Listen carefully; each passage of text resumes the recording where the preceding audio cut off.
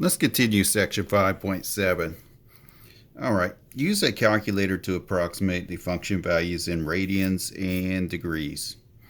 All right, the inverse tangent of negative 7.92. Okay, what did we say before? Like if we had the inverse tangent of 1/2, or let me just put inverse tangent of 1. Then we said we ask ourselves, what is the angle that falls between negative pi over 2 and pi over 2 whose tangent is 1? We figured that out. Well, here, I can't really do that. I can't say, give me the angle whose tangent is negative 7.92. And that falls between negative pi over 2 and pi over 2. It's not one of the ones we had to memorize on the unit circle. So this says use your calculator to approximate. So let's see how we're going to put this into our calculator. All right. Now notice it says in degrees and in radians. Let's suppose I'm going to do radians first. Use my calculator to approximate. All right, so for radians, I want to hit mode. I want to make sure I'm in radian mode right here. If I were not in radian mode, what I would do is scroll down, hit enter, and then quit. Second mode for quit.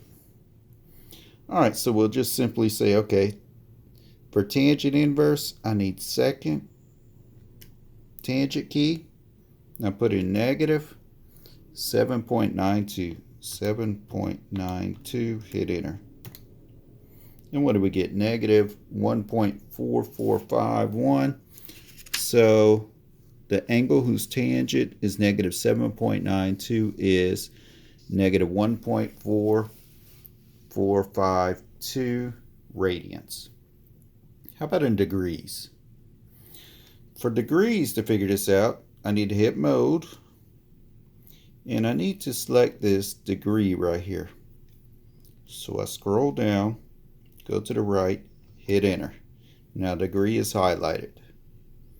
So quit this, and we'll hit the same key, second function, tangent for inverse tangent, negative 7.92. Okay, now let's look at this. What am I hitting right here? I'm hitting the negative key right here. Don't hit the minus. It'll probably give you an error if you hit minus. So use negative. All right, so what do I get? Negative 82.8038 degrees. That's how we get that. Same thing here. Arc sine. Okay, if you want to get the arc sine of negative 0.81 in radians, what do you have to do? Go to mode, select radians right there, go down to radian, hit enter. Then what do you do for arc sine? Second function, sine for inverse sine, and you use this negative key, 0.81,